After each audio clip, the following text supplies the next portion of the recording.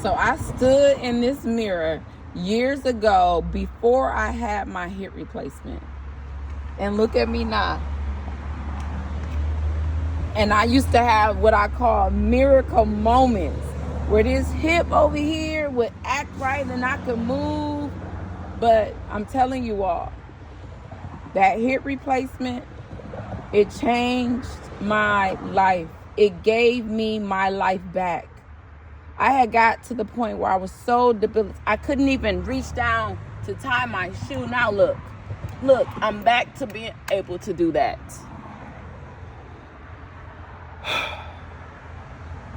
If you are concerned about the hip replacement surgery, and I'm going to show y'all some videos because I got some. And I'm still at the same gym that I came to prior to having my surgery. And when I tell you they are getting me together, they are getting me together. And I'm so grateful. We don't understand the importance of building muscle. I didn't understand it either. I'm thinking because I had my hip replacement in 23. So I was 46 when I had my hip replacement. And I used to say that at 40, I was going to become a bodybuilder. Do you know that I had never joined a gym or anything until that point? Until the point before I had my surgery. And I was actually 45 when I came here.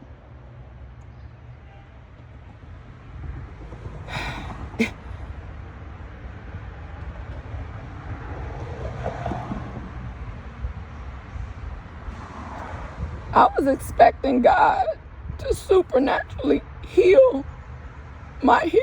And that's why I paused in my thinking. We don't understand that God heals in all different ways. Sometimes he does heal us miraculously. And the pain and the disease, the dis-ease, the disease in our body is removed. But sometimes the illness is like a cancer in our souls. And that's what I had. And I didn't understand it until right now. Back in 2011, I had this dream and God told me that I had like blood cancer. Like there was something wrong with my blood. And I didn't understand. Lord, he just giving me revelation now.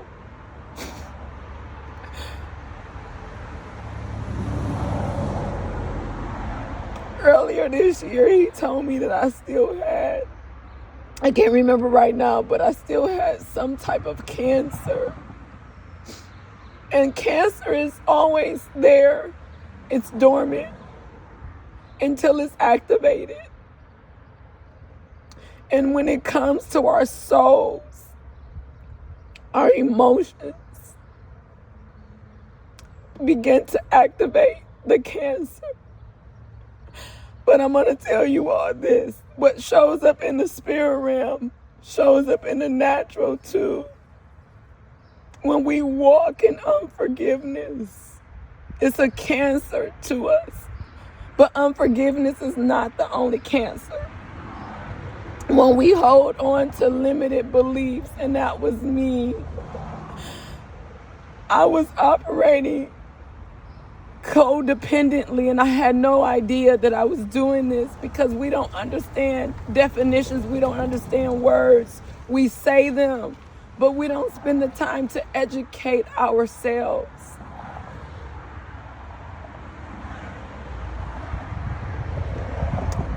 When you have to walk on eggshells around people, when you can't be your authentic self to be with that person, when you have boundaries, not walls. I'm not talking about brick walls. I'm talking about stones. See, Jesus was the stone that the builders rejected. You have stones. Those are your boundaries. When you allow people to cross your boundaries and you do things that you know you don't want to do, I don't care if it's Christmas, if it's a holiday, and you know that the people there are toxic and they're not for you. And I'm going to tell you this. Toxicity breeds toxicity. If you are going into environments and you know that if the lies arise and you feel like you have to defend yourself, you become toxic too. And I have to raise my hand to that. I had no idea that I was operating from this place. I thank God for his revelation. And he's constantly teaching me. I walked in unforgiveness in the past. I've hated 2 people. I've hated. Why? Because I felt offense and I felt betrayed by these 2 people. That is the biggest bait of Satan, is to get us offended. When you are offended, you come from a place with trauma-bound responses. You come from a place that you are geared up to fight, to fight, to fight. And when somebody throws a blow at you, you're ready to throw one back. And so we end up in this cycle, in this generational pattern of family toxicity. The dynamics in your family are just off because somebody has to raise their hand and say, I won't participate. I'm a truth teller, but everybody don't want to know the truth. So at times I have to mind my own business. I don't need to fix anybody. When you come from abuse, I came from sexual abuse, but maybe you have physical abuse, maybe you have mental abuse. You become a fixer. All these people that are police officers and firemen and I was a hairstylist, service-based jobs. Most people that are in those industries are fixers because they know no one came to save them. No one came to help them. So they know on the inside they want to go help others. But I'm here to tell you, you don't have to be the sacrifice. I didn't know that. God tells us in Romans 1 to be a living sacrifice, holy and acceptable unto him, not only his people. He said unto him, and that's our reasonable service. You don't have to be the sacrifice. Can you make the investment though? Yes, your family is worth it. Invest in education. The Bible says that my people perish for a lack of education, for a lack of knowledge, meaning education. When you become informed, you realize that you don't lack access to anything. You just lack the information to open that door. Nothing that God has for you is off limits. You just got blind spots. Like, that's a blind spot right behind me. You all can't see what's directly behind me because I am blocking it. In our brains, we have things that are blocking us from seeing, like cancers. But God wants to heal you because the wounds and the trauma, they're blocking. They're blocking what he wants to say to you, what he is giving you. Your riches, your wealth is wrapped up in partnership. Let me tell you like this. I talked about illness, but if you remove the I from in front of the word illness and you put the W-E there, you have wellness. Remove the I. Wellness.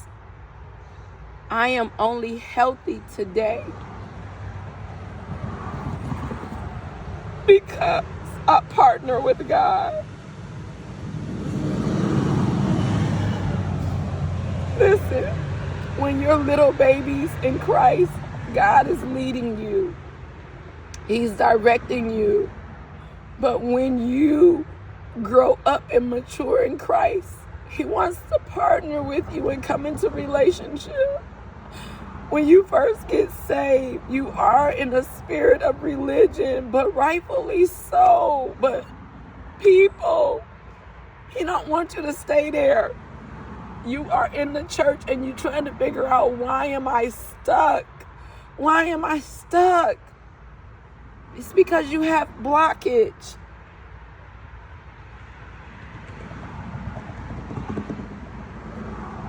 And He's created people like me to help you get unstuck, to have access to the knowledge, the education, to the information that you need to heal your soul. The Bible says to guard your heart. The Bible says that all the issues of life flow from your heart. This is from your emotions, from your feelings that come into your thoughts. Your thoughts manifest into the earth, and it creates the world that you live in. No. You came out right on time. Tell these people what you call me when I come in there. The motivator. The motivator has arrived. Why do you say that? Because you're so positive and you're so God-fearing, and you motivate our spirits. You bring us up. Glory be to God. That's right. And I'm going to end this with that.